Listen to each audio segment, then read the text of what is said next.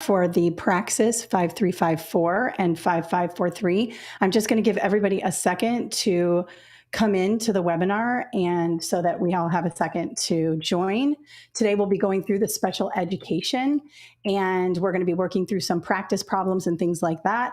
My name is Kathleen Jasper and I'm thrilled to be with you today.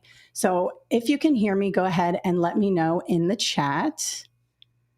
And let's just see, people are just now coming in. So let me just give it 1 second.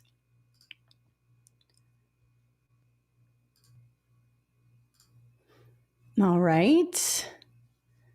Let me see if we're live on YouTube. Looks like we are. Yes, we are. Awesome. Perfect. I just want to make sure we're live on Facebook too. So just give me a second. Hope you guys are doing well. Let me know in the chat if you can hear me okay, see me okay, all of that. And we will get started. I don't see, oh, I need to enable the chat. There we go, enabled chat. Let's see how you guys are doing today. So again, today we're going to be working on the special education 5354 and 5543. And I'm really excited to be here with you guys today because I just worked really hard on like redoing the online courses for this. So my head's been in this particular test for a while, and I'm excited to share some new things that I have found, 5354 and 5543. Okay, I just want to make sure I post this in Facebook really quickly. It's just me, so I, have to do all these back end things. Let's go live on Facebook. Good. We should be good to go. Okay. So Kathleen Jasper, you guys are in. Good morning, Mary. Good morning, guys. Erica, awesome. Everybody can hear me. Perfect. Let's see if I'm live on Facebook. Yes, I'm live on Facebook. Last week I wasn't. I was totally bummed out about that because a bunch of people missed the webinar. And so that was kind of a bummer because I like to go live on my Facebook page so people can hear it. So perfect. Okay. So when you registered for the webinar, and if you're watching this live on Facebook or YouTube or wherever you might be seeing me, there's a link in the description where you can sign up and get the free study guide we're going to be going over today. So if you want to just watch and download it later, that's fine. If you're in the webinar, somebody's saying they cannot hear me. Can you guys hear me okay? Yes, yes, yes. Okay. If you can't hear me, I guess this doesn't matter, but try turning up your sound or maybe logging out and logging back in. But hopefully everybody can hear me okay. Let me know real quick in the chat. Can you hear me?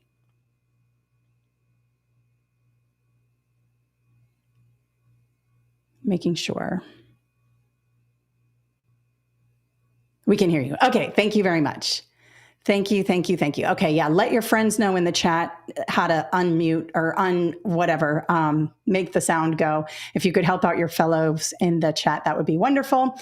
So we're going to go through the free study guide that I have for you when you sign up for the webinar. So again, if you don't have that, right now it's fine because I'm going to project it onto my screen. But in the, if you're watching this webinar on social media, in the description, there is a link to register. And when you register, you'll be taken to a thank you page and you'll be able to download that study guide and the webinar link. And you can even rewatch the webinar later. So you don't have to do all of that now if you're not inside the webinar with me. You can just do that later and download it later and watch it later. That's fine. I am going to project everything on my screen. Okay. I just want to make sure that when I'm sharing screen, that everybody can see my thing. So let me just go here. All right. So Praxis, Special Education 5354 and 5543 are both very similar exams. So they are, exams that govern the special education, mild to moderate. I call them exceptionalities. Some people call them disabilities. We call special education in Florida exceptional student education. Everybody has every state talks about it differently, but we are talking about mild to moderate. These are students who are in the general curriculum most of the time, who are operating in a least restrictive environment.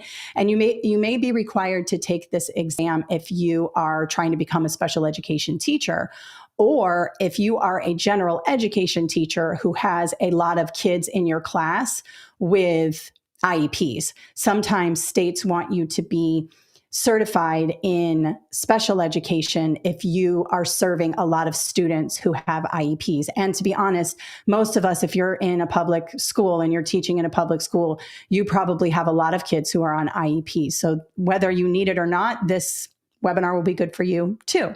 So, all right, now a couple things I want to go over. The 5354 and the 5543, you know, Praxis has all these crazy numbers.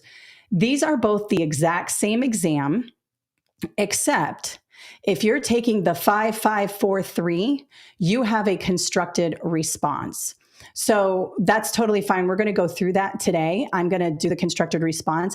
Even if you don't need the constructed response, I recommend you stick around for that portion of the webinar because it's going to help you understand the content even more, and it's going to help you with your multiple choice. So even if you don't need it, it always helps to get that extra information, okay? Oh, it's hot here in Florida today, man. Very hot in Florida. Okay. So what you can do now, if you're in my webinar with me, go ahead and open your study guide, or you can wait and you can just have a look at my screen. For now, I just want to go over a couple of things first before we jump into the actual questions. I want to go over the structure of the exam and some of the patterns you're going to see on the exam, which will help you with the questions. Remember, I always say to work backwards when you are on these types of exams. The Praxis special ed exams are very scenario based. They're going to give you like a giant scenario or a short scenario, but some sort of scenario question a lot of the time. And then the answer choices will be these kind of long answer choices. And what happens is if you read that big long scenario first, and then you read the answer choices, most likely you're going to have to go back in and read that scenario again. So to save time, I always say go to the answer choices first and cross out any answer choices with bad words in it. I'm going to talk to you about that in context when we work through the practice test questions. Zero in on those answer choices that have the good words in them, and then read the scenario and then narrow it down and grab that correct answer. That has helped lots and lots of people pass their exams. So I hope you found that method to be helpful.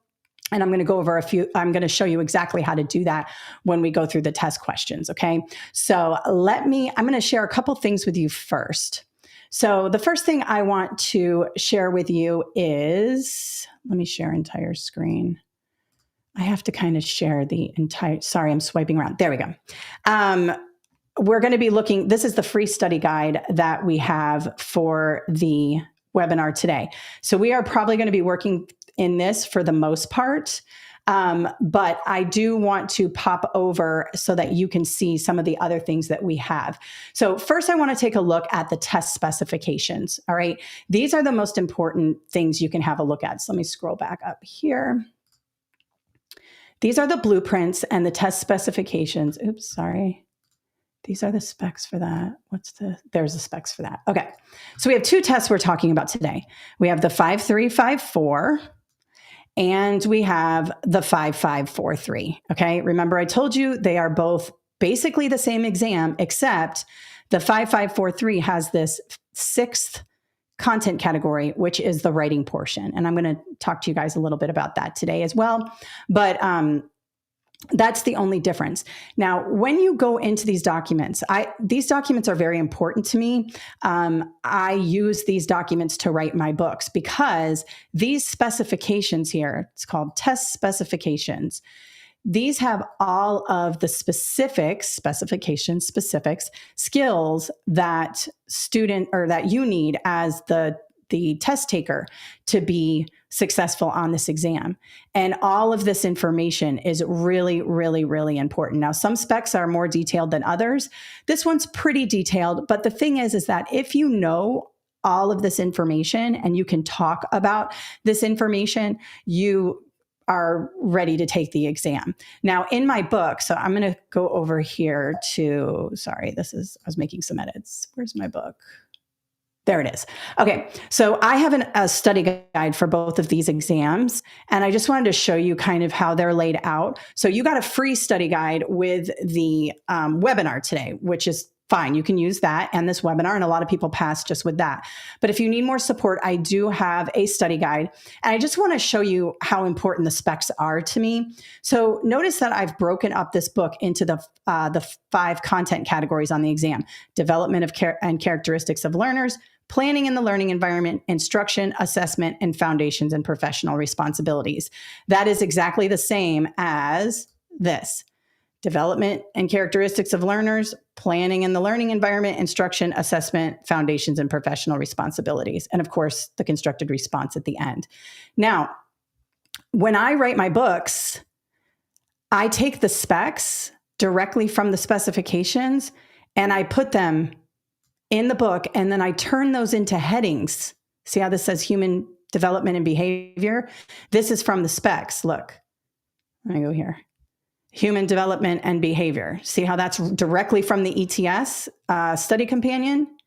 And then what I do is I fill in all the important information underneath that so you get everything. Here's another heading: theoretical approaches to student learning and motivation.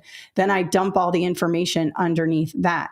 So I say this because if you got the study guide, please read the study guide. What most people do is they go like this. They go, oh, okay, cool, practice test. Let's just do the practice test. And they just do practice tests over and over again, but they don't really understand why they're getting things wrong.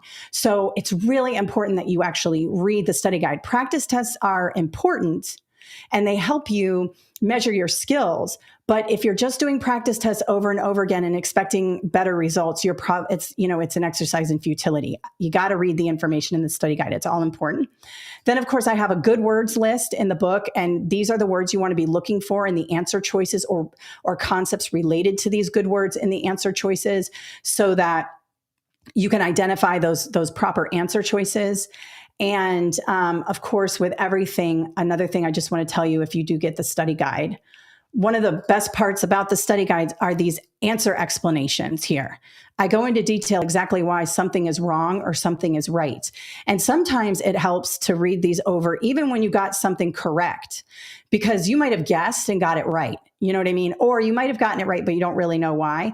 Definitely read the answer explanations, because there's even more information in here to help you understand all of that. Okay. So we're going to be jumping in and out of the test specs, the free study guide. This is what you got from me when you signed up. And this one has 5 questions, one from each content category. So I wanted to make sure we hit one from, content category 1, content category 2, 3, 4, and 5. And then if you are taking the one with the constructed response, the Praxis 5, 5, 4, 3, there's a sample constructed response here. And I'm going to go through this at the end in depth so you really understand how to attack the constructed response. Okay. All right. So one more thing I want to show you as well. Stop sharing. I just built a brand new online course for this. It's pretty awesome. I just finished it last night. I'll just go ahead and share with you a little bit on that, and then we'll get into it, because I know some of you need more help. So this is the course for the 5543. Obviously, the 5354 is exactly the same. It just doesn't have the constructed response. So when you click in here, you do get the study guide, and you get all of that. You get the full study guide. You download it to your computer in a PDF and all of that. But in every single content category, I have like 25 to 30-minute videos explaining everything along with the presentations. There are quizzes in here and then explanation videos for each quiz. So I kind of go through those problems and give you context and help you understand why things are the way they are. And then, of course, I have the constructed response task at the end of this one, because it's 5543.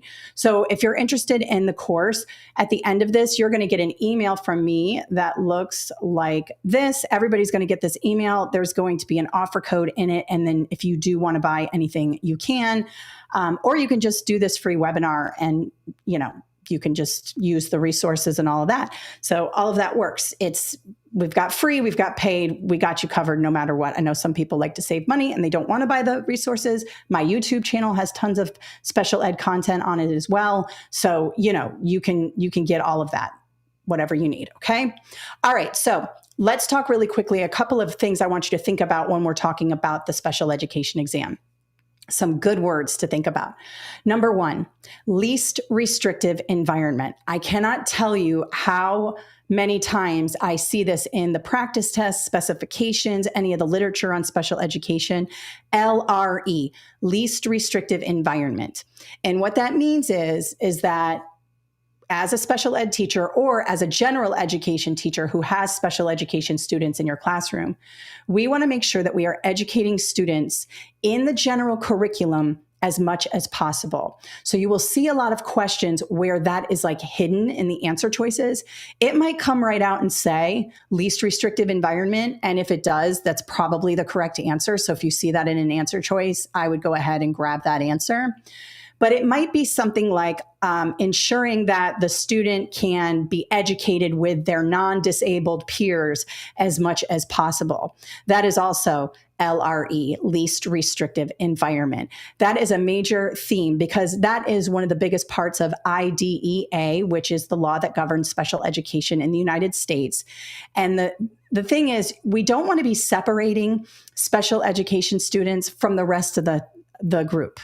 When I was growing up, and I'm sure some of you, if you're a little bit older, I'm Gen X, so things were a little different in school when we were coming up. I've been seeing a lot of TikTok videos on Gen X, and I'm dying because it's so true.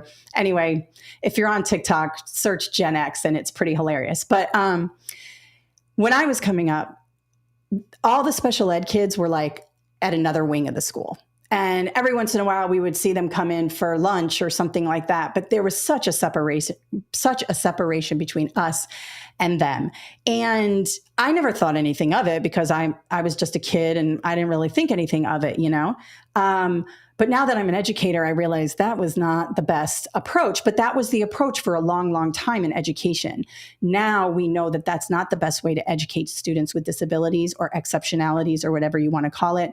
We want to make sure that we have an inclusive, another good word, inclusive curriculum that allows for those students to come in. Now, we will need to support those students. We will need to provide those students with accommodations and modifications, but they should be brought into the general curriculum wherever possible. Now, some students do spend time in a self-contained life skills classroom because they need that. That's part of their education. But we want to make sure they're brought into the general education as much as possible. And so when you're looking for correct answer choices on the exam, be on the lookout for inclusion, least restrictive environment, access to the general curriculum, access to extracurricular activities and things like that. Our special ed kids need all of that just like we do. I'll give you a quick story and then I'll move on. My husband was a culinary teacher in high school, and he was also a special education teacher. And culinary is like the perfect place for the life skills kids because they would come in and they would juice, they would slice, they would dice, they would do all this stuff. And the thing is, our life skills kids, those kids who are working on functional skills, remember that word functional skills on the test, they are learning to operate in the real world in their vocation, post-secondary, things like that. And so the culinary room is probably one of the best rooms that they could come in and be part of the general curriculum because most likely they're probably going to get jobs in those areas, right? Culinary, service industry, things like that. Not everybody is going to get a job there, but it is an opportunity. Those areas have lots of jobs for people. And so, that was a great opportunity for them to work with, the juicers and whatever they were doing in my husband's class. Well, my husband went to observe another culinary teacher at another school, and he walked in and there were a bunch of life skills kids in the back of the room coloring worksheets that had like fruit bowls on them and things like that.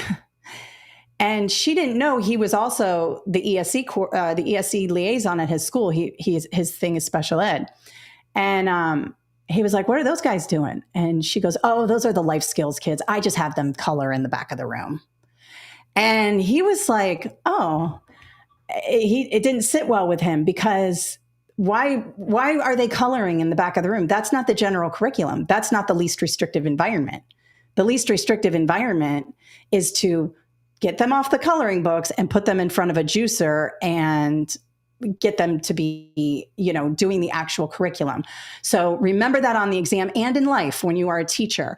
Least restrictive environment, wherever it's safe. If somebody doesn't have control of their hands or they're bound to a wheelchair, we're not going to put them in an unsafe situation. But there's always ways to accommodate to make sure those students are in the general curriculum and thriving and sharing their skills and what they have to bring to a general ed classroom. We always think, we're providing them with the opportunity to learn, right? But really, we can learn a lot from our special ed kids, and so can the other students. And so it just makes sense to integrate everybody, inclusion, least restrictive environment. Remember all of that, okay? All right, let's hop over into the study guide. I am going to make sure I got my presentation here. Okay. Let me just grab my iPencil here. Does anybody have any questions so far about anything that I've talked about? Good words, LRE, least restrictive environment, inclusion, general curriculum, things like that. And we're going to work on that in context in the actual test questions, okay? All right, so let me share screen here. And let's pop over to my presentation here.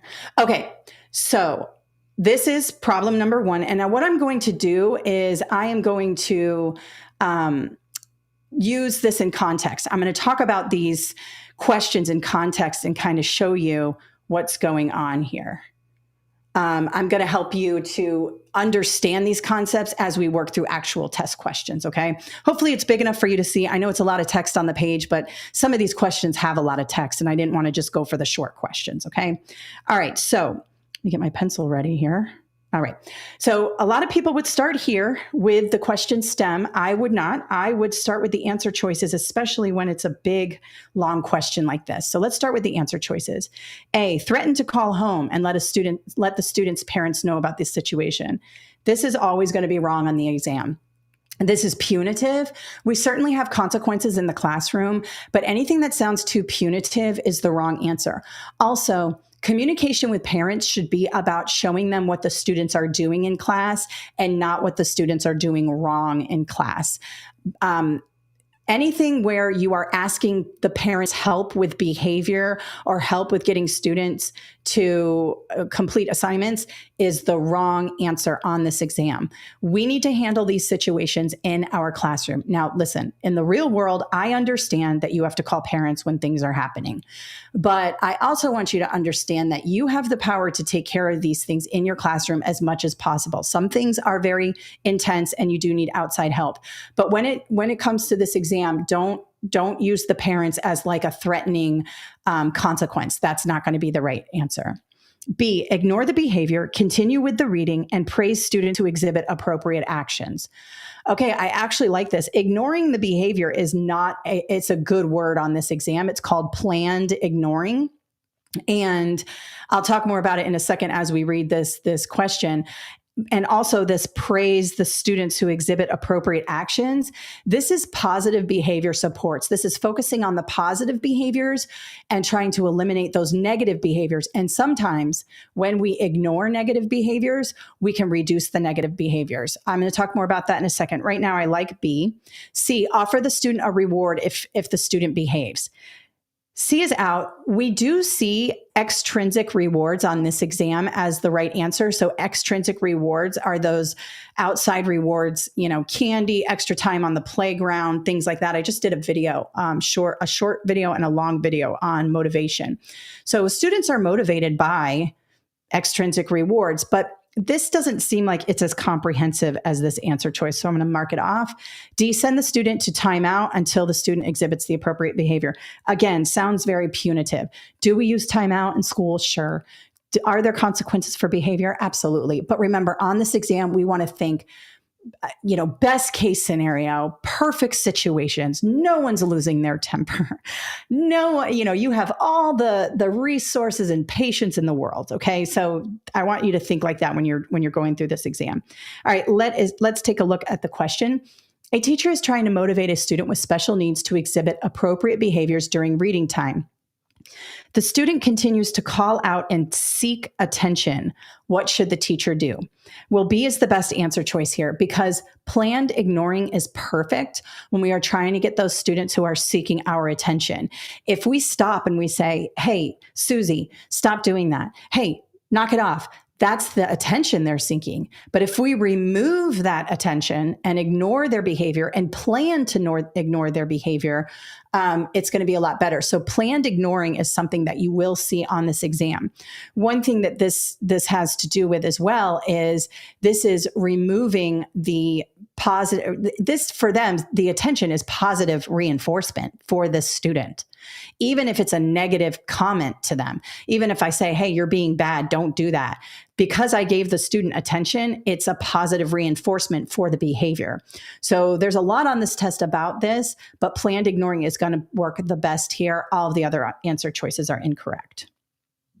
All right, let's have a look at number 2, another long question. Let's have a look at the answer choices here.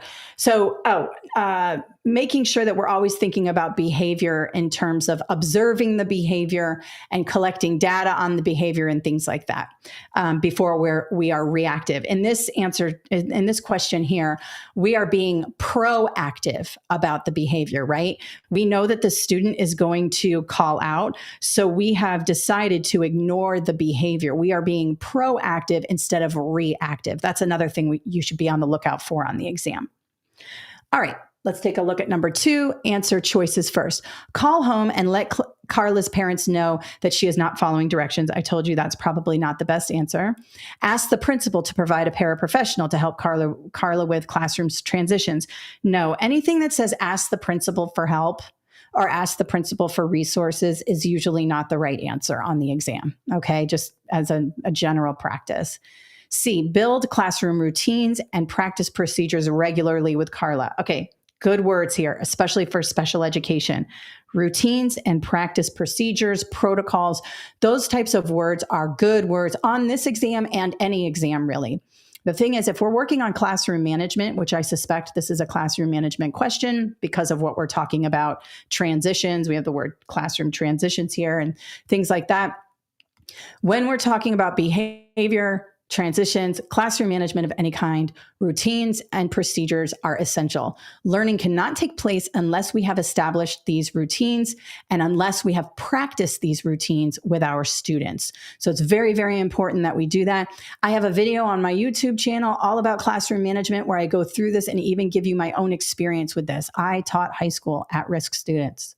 They were tough. They were very tough. I loved them, but they were tough on me.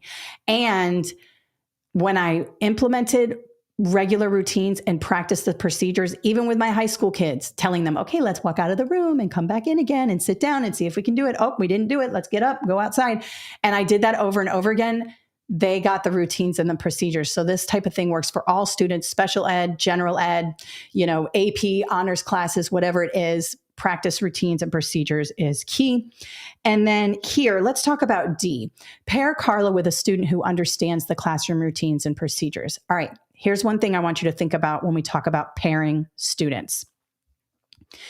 If we are in a cooperative learning setting, meaning if somewhere in the question it indicates that we are doing cooperative learning, pairing a student with special needs or who is in special ed or who has an IEP with other students in a heterogeneous setting, meaning we have groups of students who have all different abilities.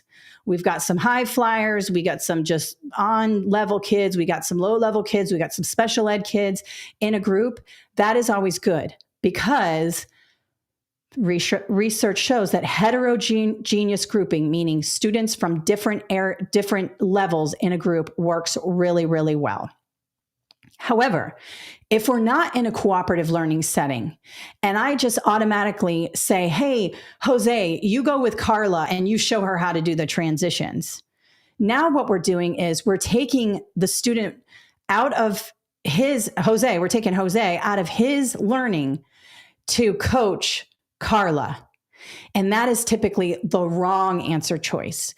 If we're in a cooperative learning setting, yes, because they're already in that cooperative learning, helping each other, learning from each other. But if we're doing something else and there's a question or an answer choice that says, have another student work with this student and provide the interventions. No, Carla needs some interventions here. Well, let's read the question first. Let's go into the question. Carla is a student with EBD, emotional behavior disorder. Okay, so she has a hard time with her behavior. She frequently becomes overwhelmed when transitions occur in class. Okay, so when they move from math block to English block or something like that, she has a hard time with that. She will often act out or not participate when there is a transition from one activity to the next. What can the teacher do? Okay, she needs she needs some interventions here, behavior interventions. We can't put that with another student. This is intense stuff. This is stuff we need to do as the teacher, not another student. So that's why D is wrong. So be careful when in a group setting, they're already working together. It's great to have special needs students with students who are high flying or whatever. But in this situation, absolutely not. Another student is not equipped to help a student with emotional behavior disorder. Like, that's not in their job description. Okay. So routines and procedures are going to be the best here. And we're going to practice them regularly with Carla to make sure we keep reinforcing those transitions, helping her feel more comfortable with that. All right. Number 3, let's have a look at the answer choices. Continuing interventions throughout the entire school year. All right. Here's something I want you to be on the lookout for on the test. This is what we call strong language in testing. Strong language in testing are things like only, always, entirely, unequivocally, things that are just these very strong words, either yes, either no, there's no in between, right? This is strong language. Entire school year, this is a red flag to me that it's probably the wrong answer, but I'm going to keep going here. Maintaining detailed records of student success. Okay, I like that. Student success, I like. Detailed records, I like. Holding students accountable for their learning. Oh, I also like that because that helps students take ownership of their learning. D, maintaining an inclusive and least restrictive environment. All right. So the reason why I have this question in the free study guide is because I will often hear people say, well, there were like 3 answer choices that were the correct answer. No. There is only one correct answer on a multiple choice test unless it tells you to choose all that apply, and then there will be more than one correct answer. Let's have a look at the question stems. Which of the following should be the teacher's goal when administering interventions or accommodations for students with special needs?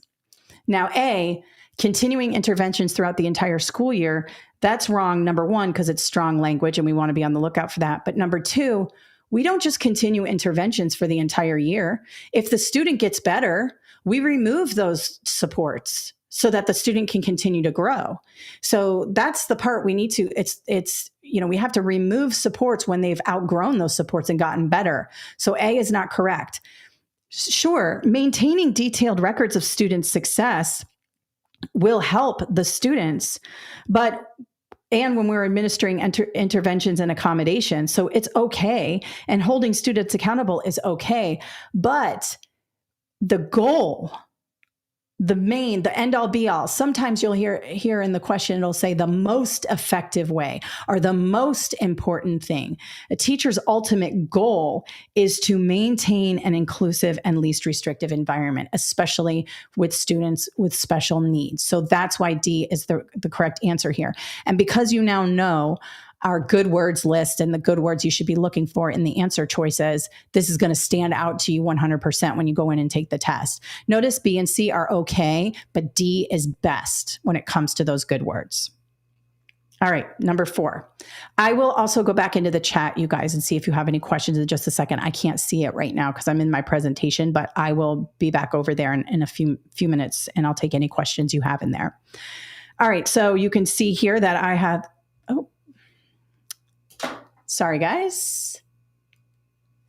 It just kicked me off my presentation. Give me 1 second, please. It does that every once in a while. Does anybody have any questions so far on the 3 questions we've done already? Anybody while I fix my technical difficulties here? Anyone? Any questions on anything so far? Let me know. I'm going to just fix my screen and come back. It happens, you guys. It's live TV. The show must go on. Hang on. Almost there. Okay. Hi, will this webinar help with the GACE exam? If you're taking a GACE special education exam, it will. Absolutely. GACE is made by ETS. So you're going to see a lot of similarities from the Praxis exams to the GACE exams. They basically just take the ETS study companions and put the word GACE on them. So yes, it will help you if you're talking about special ed. This is specific for special ed. All right. So it looks like I might be up. Thank you for doing this. It helps a lot. Oh, good. Thank you so much for attending. I appreciate that. All right. I'm back up. If you do have questions, throw them in the chat. I'm going to go back over to my screen that is now working. And if you have questions, just throw those into the chat. Here we go. Let's try this again. We are on number 4. All right. So we have cognitive abilities, effects of consequences, causes of the behavior, and skills deficit. Okay, I can't do anything right now with this, so I'm going to go ahead and... Can you see my screen? Yeah, you can see my screen. Okay, I'm going to go ahead and read the question here. A teacher is administering a functional behavior assessment. Okay, I like this one because of this functional behavior assessment. I want to talk about that. She's administering a functional behavior assessment to a student who is having outbursts during class. Which of the following is the teacher trying to determine by using a functional behavior assessment? All right, here's the thing on the exam. There's going to be a difference between an academic assessment or a learning, something about, cognitive abilities and functional abilities. Functional assessments typically have to do with those skills that students need to be successful out in the real world. It could be anything from tying their shoes, standing in line, waiting their turn, talking to people socially. It all depends on their special needs. These functional assessments can take different shapes and sizes. In this case, we're talking about a functional behavior assessment for a student who has outbursts in class. Now, in this case, we want to figure out what the causes of the behavior are here. First, let's eliminate A. A, cognitive abilities. Typically on a functional assessment, we're not talking about academic learning, and cognitive abilities leads me to academic learning, math, reading, science, things like that. Functional assessments are about those just regular real world skills that our students need, especially in special education, in order to be successful in vocation and post-secondary. So I'm going to cross off A. Now, effects of consequences does have to do with behavior, and we would call this the distractor. This is what people who study tests call the distractor. The distractor is the almost correct answer in a multiple choice question. It's the one that looks kind of right, but is not as good as the right answer here. Now, we're trying to figure out, this student is having outbursts in class. Nowhere does it talk about consequences. She is trying to use this behavior assessment to figure out the causes of the behavior because the child's having outbursts. And then what she might do is remove the antecedent. And what that means is, and you'll see this on the exam, it's in my study guide, I have a whole thing about that. Removing the antecedent is removing the thing that causes the behavior. Let me give you an example.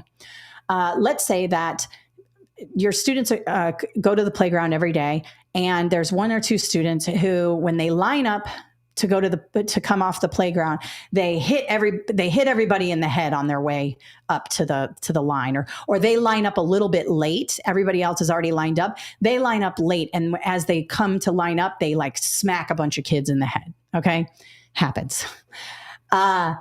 If you were going to remove the antecedent for that behavior, you might go get those 2 kids and say, okay, Sam and Sophia, you guys come here, you line up first. And they line up first, and then you call the rest of the class to line up.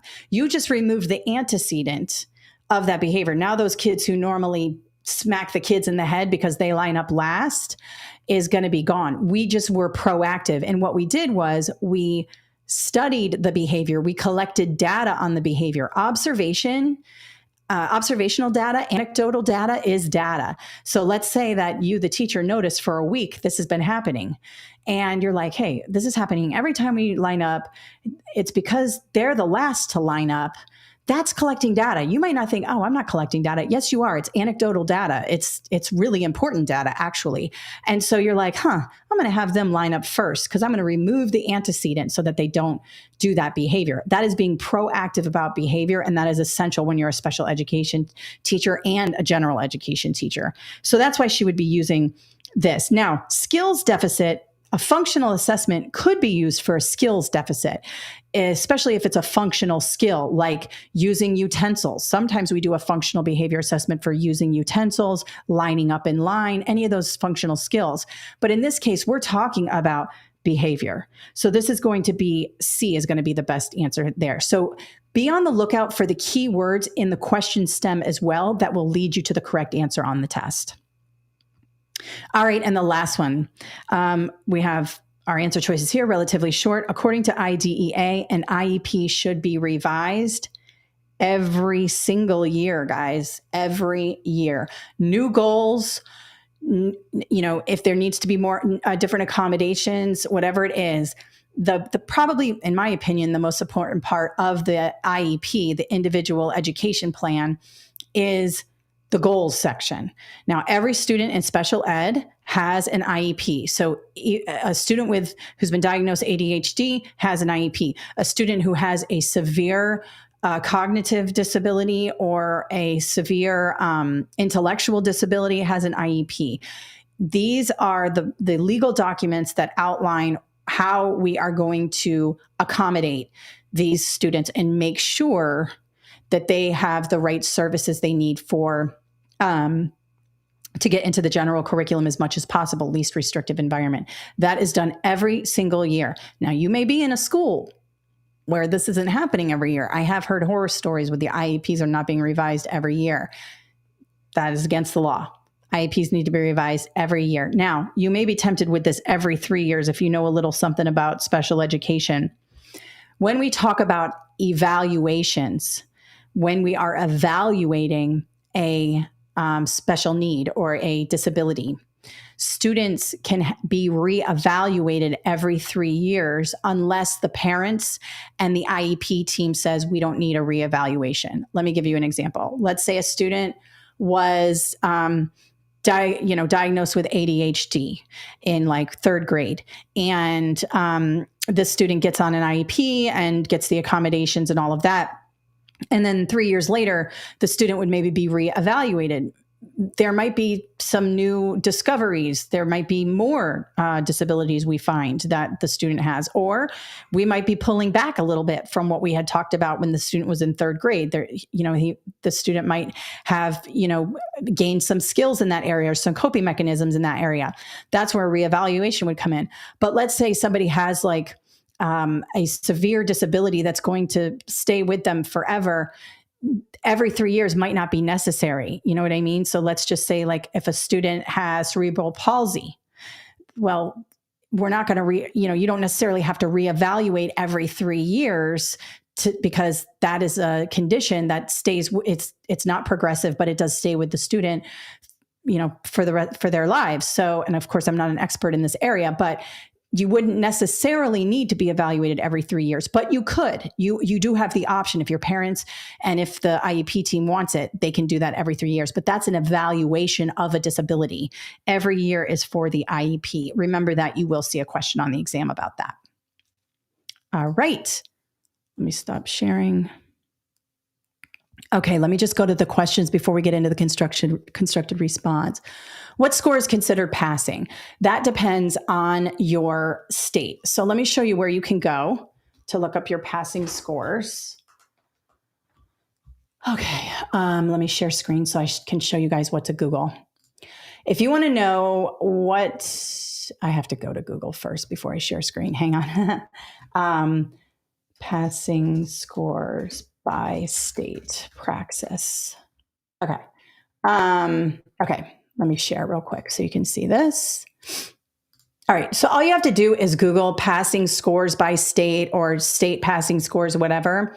Make sure you're on the educational testing website, ETS, educational testing services.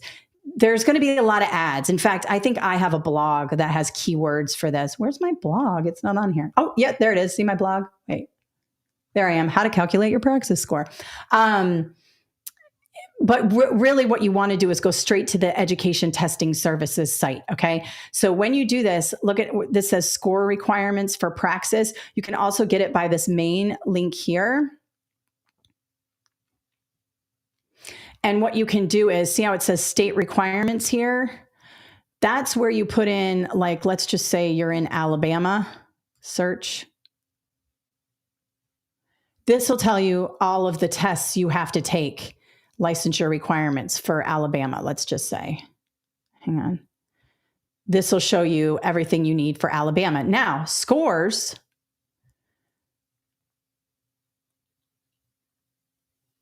Is this still for Alabama? Hang on. Sorry, one more thing. Let me go back.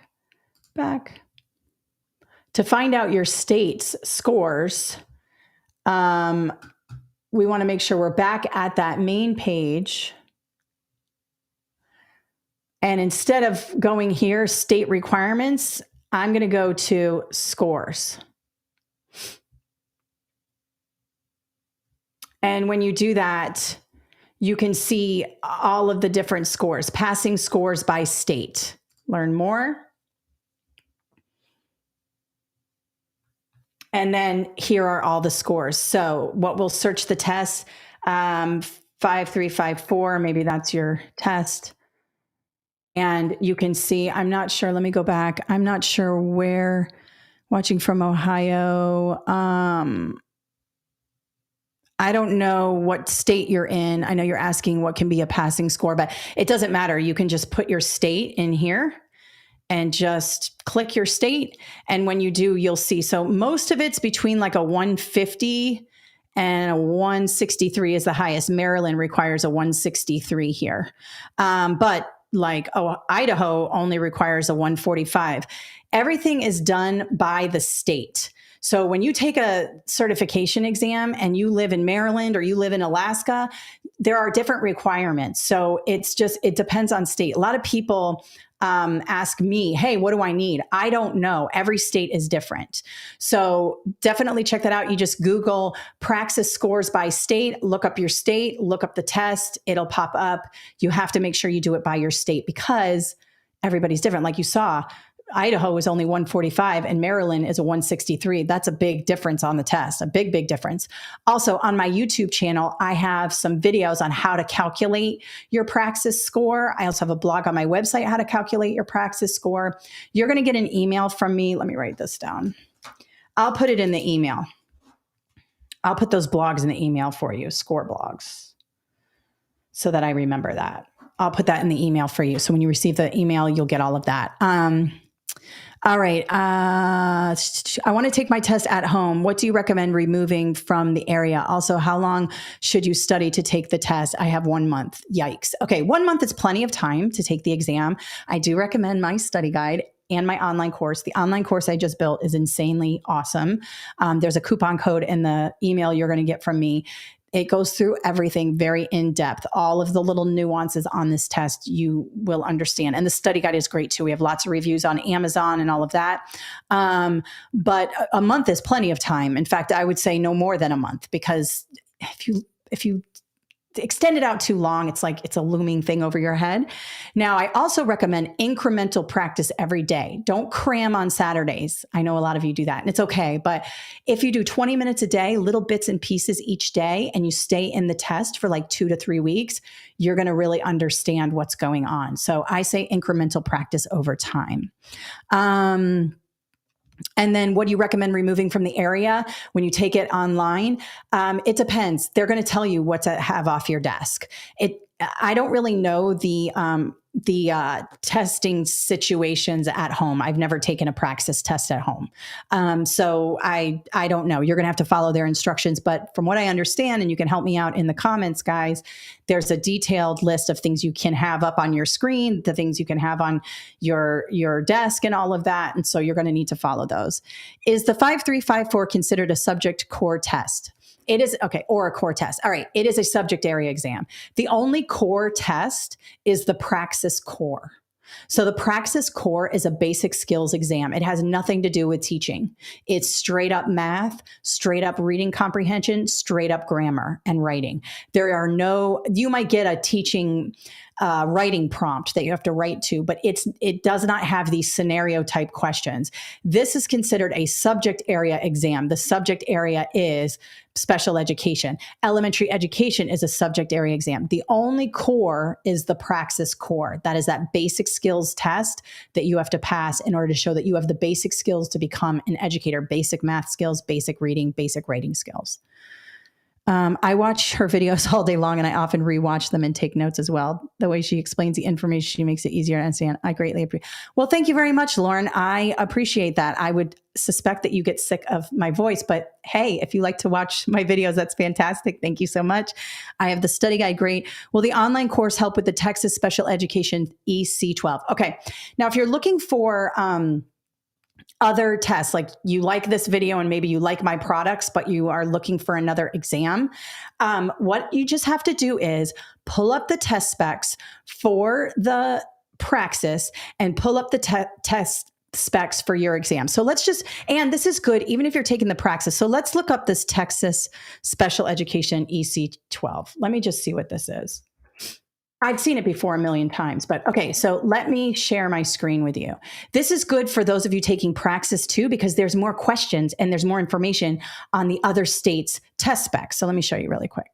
So we have somebody in the chat who's taking a Texas exam, okay? So I went ahead and Googled the name of the exam here, and you can see we got a lot of ads, study.com, all this stuff. I don't want that. Go straight to the testing center. This is Pearson. Texas uses Pearson exams. Here it is right here, NESINC. This is National Education Services, Inc. This is Pearson.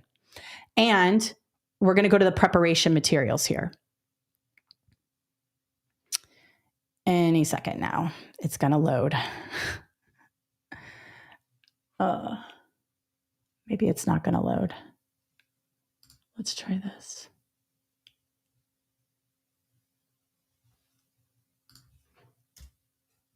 Let's try it one more time. I don't know what's going on with the Pearson website. It might be down. They don't have the best website in the world. I will tell you that. They're a very rich company and their websites are not that great. Okay, it's not coming up. Anyways, when it does come up, it will have a similar blueprint and specification like the one I showed you for the study companion. So let me just show you here. If you want to compare it, pull up, I don't know why this is not going. Let's see if I can copy the link address and put it in here. Yeah, it won't even come up on its own tab. Yeah, something's up with Pearson. So I don't know. There's something wrong with their website, but you can pull it up and then just Google Praxis Special Education 5354 Study Companion or Test Specification. Pull both documents up and you can compare and see how they look. If you want to shoot me an email, I'll have a look at the specs as soon as I can pull it up. I can't pull it up right now. Something's wrong with it. So if you want to shoot me an email, josephinfo@kathleenjasper.com, I'll do a quick comparison and see if my products will do the job. And then you can decide if you want to buy those. What about NYC Pearson? Same thing. You're going to have to take a look at the test specifications and see if they correspond. I'm preparing for AEPA 030, but I couldn't find sufficient info for that online or my book. I've been using Praxis. Okay, good. Here's the thing about Praxis. ETS has amazing resources, free study companions. They lay out their tests very comprehensively for you. They have a lot of information in those study companions. That's why I really like prepping people for Praxis exams, because I feel like, yes, ETS is a testing company, but they do a lot for the test taker. They have a lot of information about their exams. So I don't know. All right. Somebody shared a link here. Let me go here, see if it works. I appreciate you sharing that link for the Texas. I still can't pull it up, Ryan. Something is up with their website. So I suspect it's probably temporary, but I'll have a look. To prepare, I also compared their they are similar a little. Okay. So Elizabeth said she compared. They are similar. If they are, you can use my resources and all of that. All right. Quickly, before we run out of time, I do want to go over the constructed response for those of you who are doing the 5, 5, 4, 3. And so that's going to require you to do a constructed response. Now, the key to the constructed response is to keep it simple. Remember, in the study guide and on my online courses, I go through all of these really important aspects of special education. We talk about least restrictive environment, using data to drive instructional decisions, giving students accommodations, making sure we're documenting, communicating with parents. There's all this stuff in the study guide, right? And this is why I say read the study guide, because then when it's time to do the writing, you have all that information that you can then apply to your constructed response and show that you have the content knowledge necessary to pass the exam. All right. So let's just go quickly to my study guide. So we're going to go to the study guide here. Okay. So you should see the constructed response. Again, this is in the study guide. And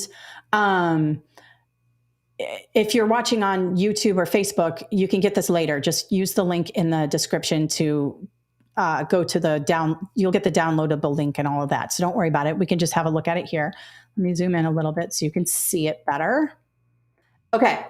So this is how it's going to look. Let me zoom out just a little bit. That might be too big. Okay. So this is how it's going to look when you are given a constructed response. You're going to have this big, giant, it's not giant, but it's a long scenario. Some are longer than others. It depends. And then you're going to have this task here. Okay. Now, again, we're going to work backwards on the constructed response. We are not going to start reading, and the directions even say, read the scenario below and answer the questions or write a constructed response. Ignore that. Do not read this first. We are going to read the task first. Why? Because it sets us up to know what we're going to write about. So right away, I'm skipping the scenario. I'm going right here. List 2 ways the teacher can differentiate and accommodate Julio so he can properly take notes that will help him on test day. Okay, so I don't need to get into the nuances here, but I need 2 accommodations. Right away, that's in my head, okay? And then with that, I need to explain why these accommodations will be effective. This is usually how it works. You're going to list what you're going to do, and then you're going to say why it's important, why you did it. This is also called a rationale. And it may say it differently. It may say why it's important or provide a rationale. It's the same thing. They're just giving it to you with different words. So we're going to choose 2 accommodations, and then we're going to say why it's important. Okay. All right. So now I have to read the scenario. Pretend like I haven't written this yet. This part here I've already written, but that's my constructed response. So now I'm going to go up and read the scenario here. So we have Julio is a student with a processing disability. One of his IEP goals is to take notes during instruction. Okay, so I'm going to go ahead and just do this, highlight it for you there. His IEP goals are to take notes during instruction. One of his accommodations is to be able to use those notes on classroom tests. All right, so notice here we have 2 things. We have a goal and an accommodation. 2 completely different things. One is the thing the student wants to be able to do, the goal. The other is the thing the teacher is going to do to help the student meet that goal, the accommodation. However, Julio has a hard time taking notes and writing down important information. He becomes overwhelmed, and let's just highlight this, because he cannot write as quickly as the teacher presents the information. Okay, that's a lot of kids, not just special ed kids. And even when the teacher slows down, sometimes Julio gives up altogether. Oh, that should be 1 altogether. Sorry, that's a typo there. Julio wants to do well on his exams and is motivated. So he's motivated. He wants to do this. We got to help him do this to meet his IEP goal. The teacher wants to further accommodate Julio. What can the teacher do? All right, so 2 accommodations here. So right away, what I'm going to do in my head is I'm going to grab those accommodations. What accommodations can I do? Now, you might be tempted to say, okay, I'll give Julio the notes for the for my instruction. I'll just type up some notes and give them to Julio. Well, that doesn't help him with his goal because we just did the work for him, right? So one of the best things we can do is provide an accommodation in the form of a graphic organizer or in an outline, some sort of template that maybe has the main ideas already, on the paper, and then he fills it in. Some sort of, graphic organizer that's going to help him do this. That's my first thing I would do. The second thing I would do is possibly allow Julio to record my lessons. And super easy. Everybody's got a phone. And I know people say no phones in the classroom. Well, guess what? A phone in this situation would be really helpful to Julio because he could record the conversation on his phone. And then we could allow him to put his headphones in and go in the back of the room when he needs to, and kind of transcribe and pull out the important information. He can stop, he can slow down, he can rewind, although you're not really rewinding on the phone. That's my Gen X coming out of me again. When we used to use cassette tapes, we'd have to hit rewind. But you can back up the recording and you can listen to it, and that would really help him. So those are my two accommodations that I would do to help him achieve. Now let's have a look at the actual, and I will zoom in here for this, they're kind of close together here. Let me zoom in a little bit more. Okay. Hopefully you can see that. All right. So I've got, because Julio is overwhelmed by the enormity of the note-taking task, the teacher can provide him with a guide to his note-taking. Okay. Notice that I just gave a general statement here. I said the teacher can provide him with a template. Okay. That's great. But that's not enough. I need to get more specific. One of the things about these writing tasks is that you need to be specific. And this goes, if you have another test that you're working on, let's say you're doing the teaching reading or any test that has a constructed response, this is so important. Specific examples are what's going to help push you over the not pass to the pass. Don't speak in generalities. Yes, a template's great. Okay, now what about that template? The teacher can map out what's important in the lecture and set the template up as a graphic organizer. Notice I got a little bit more specific here, okay? Then Julio will be guided as to what is important and what he should write down, okay? So there, I just got specific about what I'm gonna do, and then I say how it's gonna help Julio, which is one of the things here, why it's effective, right? And as Julio becomes better at this skill, Julio can start to write his notes and the teacher can slowly remove the template. There you go. Remember, we talked about removing those interventions, removing those supports once the student gets it. I just got specific with you to show you why this is important. Now, there is something I would probably add to here. Let me go to edit, let's see if I can add it. Yeah. This accommodation, it should be 2 M's, sorry. This accommodation will help Julio meet his IEP goal and achieve in the general education classroom. Okay. Now, this is a statement I can use no matter what I'm writing to. If it ever says, explain why the accommodation is effective or explain your rationale, this is a good just go-to sentence. This accommodation will help Julio meet his IEP goal, which is something we want special education to do, and achieve in the general education classroom.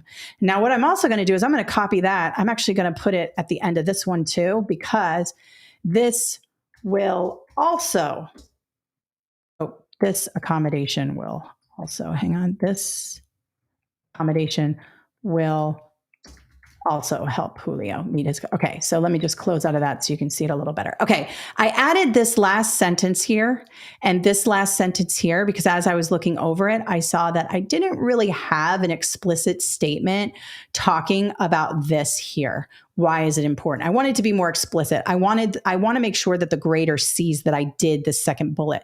When we do this, we want to make sure that we have gotten both bullets. We have achieved both bullets. That's very, very important because those are our 2 tasks, okay? Now, notice what I did. And this is the reason why I do this because I saw this in the study companion and it had a high score next to it. What I did was I put 1 provide Julio with a note-taking template. 2, allow Julio to record direct instruction and provide him time to listen to it. So I list my 2 types of accommodations. Notice I even have a little heading here, 2 types of accommodations. Well, what does that do? That shows the reader of my essay, I've got this right here. Then my paragraphs match, and notice that I have 2 accommodations and I have 2 paragraphs. You can do that. And I would recommend doing that because it keeps each accommodation separate. You don't have to worry about intermingling things, messing things up, getting it disorganized. This becomes very organized here. All right. So my first paragraph is done. I talked about note-taking template, got more specific as a graphic organizer. I even got more specific about as he becomes better, we can remove the support. Nice and specific, shows I have content area knowledge. And then I just added this accommodation will help him, which helps to meet that second task.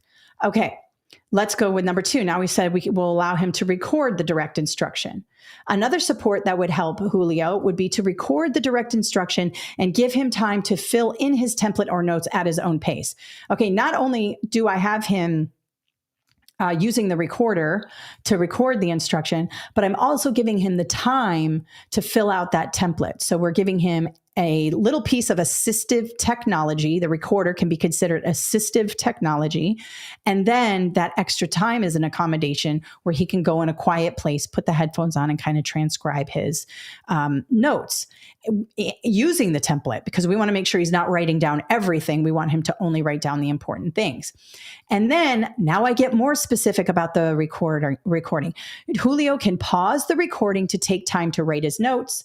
This will reinforce concepts Julio will be hearing in the lecture multiple times, once with class and later on his own. Okay, so notice I got very specific right here. I talked about how he can use the recorder to get better at this skill. He can stop, pause, all of that. And I added, he'll be getting the lecture twice or more than twice. He will be getting it from me as I talk to him in the direct instruction. And then he's going to get it when he goes in the back of the room and plays the recording and stops and pauses and rewinds and all of that. And then I have this next little thing here. He can pause and replay the recording when necessary, another specific detail. And then I have this last sentence. This accommodation will also help Julio meet his IEP goal and achieve in the general curriculum. Yeah, it's a repeat of this. Who cares? It's the same reason. I'm using it for him to meet his IEP goal. Like, it's fine. You're not writing, a doctoral dissertation. We don't need like the next great American, a nonfiction book here. That's not what we're trying to do. We're trying to complete the task and go home and get the passing score. All right. So that works. Notice 2 simple paragraphs. It's not a 5-paragraph essay. I map it out 1, 2, and then I do the paragraphs 1, 2 that match it. Keep it matched up, keep it simple, keep it succinct. And that's going to help you when you are writing for your exam so that you can get that passing score. All right. So that concludes everything for now. Let's see here. Do you have any learning materials for the paraprofessional? Not yet. I hope to have a parapro materials here eventually. It's just that I'm trying to write so many things. I have so many tests on the horizon. It is on my list, but probably will not be done before before the end of the year or anything like that. I'm the one that writes the books. I'm the one that makes the materials. So I have to go with like, number one, what I know. I don't know every content area. In fact, like people want me to write a 612 math book. I mean, I know how to do 612 math, but to write a book about it is a whole different ballgame, right?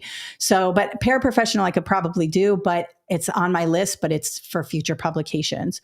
One more thing I just want to show you guys really quickly. I want to take you over to my website really quickly because I have a lot of free materials there. So underneath free webinars here, if you click that, I have a lot of different free webinars and I will be continuing to add to this list. Today we did the special education, but last week I did the 5006 and the 7811. This is an elementary ed exam.